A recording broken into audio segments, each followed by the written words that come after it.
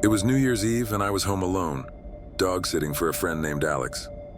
He'd left early in the morning to celebrate in the city, leaving me with simple instructions. Feed his dog, Bailey, walk her twice a day, and keep her off the furniture. Alex and I weren't close friends, but we'd met through mutual acquaintances and occasionally hung out. I didn't mind spending the night at his place. It was quiet, and I wasn't the type to go out partying like Alex. I had a laptop, so I was content just relaxing, maybe playing some of his video games, while Bailey curled up by my feet on the couch. It was a perfect night to lay low. But everything changed when the doorbell rang around 9 p.m. I wasn't expecting anyone, so I hesitated before answering. Standing there was a woman, about 30 years old, wearing a hoodie and holding a jacket. She introduced herself as Alex's girlfriend and said she had left something at the house and needed to grab it. I offered to help, but she insisted on getting it herself.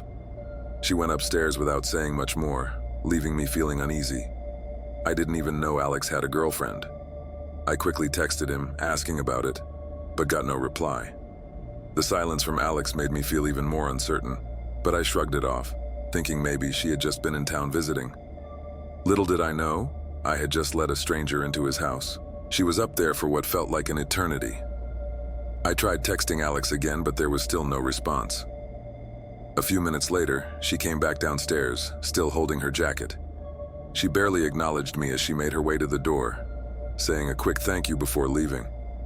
I tried to stop her, asking casually how long she and Alex had been together. Her reply was strange. "Too long," she said, laughing as though it was some sort of joke. I chuckled nervously, but something about the way she said it didn't sit right with me. I watched her leave, and the moment the door closed, I felt a strange unease settle over me. Something wasn't adding up. I didn't think much of it until Alex finally called back. He sounded drunk, disoriented, and couldn't understand what I was saying at first. When I told him a woman claiming to be his girlfriend had come by, he immediately freaked out. "Who?" he yelled, his voice filled with disbelief. I described her to him, and he was completely baffled. "I don't have a girlfriend," he said sharply. I was starting to feel like I'd made a mistake by letting her in, but there was no time to second-guess myself. Alex started asking questions, sending me pictures of different women, trying to figure out who the hell this person could be. None of them matched the girl I'd seen. As his frantic messages came in, I began to realize something was seriously wrong, but I couldn't quite put my finger on it. I tried to shake off the feeling, but the situation only got worse. As I sat there, waiting for Alex to call me back, I couldn't help but feel like I was caught in the middle of something I didn't understand. The girl's sudden appearance, her strange demeanor, and the fact that she had gone into Alex's room. Something didn't feel right. I was just about to let it go when I heard it. The front doorbell rang again. No one was supposed to be coming over, not even Trisha, who wouldn't be arriving for a while. My heart skipped a beat as Bailey, usually so calm, started growling and staring at the door. There was a knock, a soft, deliberate tap, as if someone knew exactly what they were doing. I froze, not knowing whether to answer or run. Something told me I shouldn't open that door. I called Alex repeatedly, but there was no answer. The house was silent except for Bailey's low growls and the unsettling sound of footsteps shuffling outside. Whoever it was, they didn't ring the bell this time. They just knocked, softly and persistently, as if they were waiting for me to make a mistake.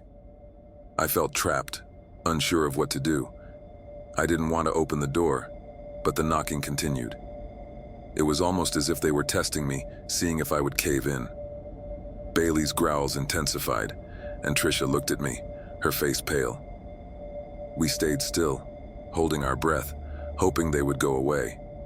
After what felt like an eternity, the knocking stopped, and the footsteps faded into the distance. But I couldn't shake the feeling that whoever it was, they weren't done yet. We stayed quiet in the living room, not daring to make a sound. The tension in the air was thick, like something was just waiting to happen. I kept glancing at my phone, hoping for a call from Alex, but still nothing. It was past midnight now, and Trisha was clearly unnerved, asking if we should just leave. But I felt responsible, and something deep inside told me that if we left, we'd be walking right into whatever nightmare was unfolding. I tried to shake off the dread, but it clung to me. With the door still unanswered and the feeling that someone was watching us, we decided to retreat to the spare bedroom for the night. I locked the door behind us, wedging a chair against it out of instinct. As we lay there in the dark, I tried to convince myself it was all just paranoia, but a part of me knew this night wasn't over. I must have drifted off to sleep, but it didn't last long. I was jolted awake by Bailey's howling. Her desperate, frantic barks cut through the silence of the room, and I felt a chill creep up my spine. Tricia stirred beside me, groggily sitting up as Bailey's tail wagged furiously at the bedroom door. The dog was growling, her eyes fixed on the door with a look of pure terror in them. Then we heard it. Footsteps. Slow, deliberate, and unmistakable. Two distinct sets of footsteps, moving quietly across the wood floors outside the room. My heart pounded as the doorknob turned. We both froze, barely breathing. A girl's voice called out softly from the other side. "Alex?" My blood ran cold. It was her, and she wasn't alone. The voice called again, this time louder, more insistent. "Who's in there?" I whispered to Tricia to stay quiet, my mind racing. I couldn't believe this was happening. My first instinct was to confront them, but I knew we were in danger. I leaned close to the door, trying to make my voice sound calm, though my hands trembled. "The cops are on their way," I said, loud enough for them to hear. There was a long pause, then the sound of footsteps retreating into the distance. The minutes that followed felt like hours. Tricia was on the phone with the police, whispering into the receiver as I kept my gaze locked on the door. Every sound seemed amplified in the dead silence of the house. Each creak of the floor, every distant noise, made my pulse quicken. I could only pray they had left. But the longer we waited, the more I felt like we were being watched. Then, suddenly, there was a loud knock on the door. My heart stopped. The cops had arrived. The officers quickly swept through the house, clearing every room with practiced precision. I stayed by the door, watching them move with a sense of urgency, knowing this wasn't over. They eventually found the front door wide open, as if someone had left in a hurry. I explained everything, how the girl had come in earlier, the knocks, the footsteps, and the voices. One of the officers took down my statement, while another spoke with Tricia. The house was secure now, but the tension still lingered in the air. As the cops left, one of them gave me a stern look, as if warning me to stay alert. I felt uneasy, like the nightmare wasn't finished yet. The rest of the night passed in uneasy silence. I stayed locked in the bedroom with Bailey, the chair still wedged against the door, while Tricia went home. Alex finally called me the next morning, sounding groggy but relieved to be back.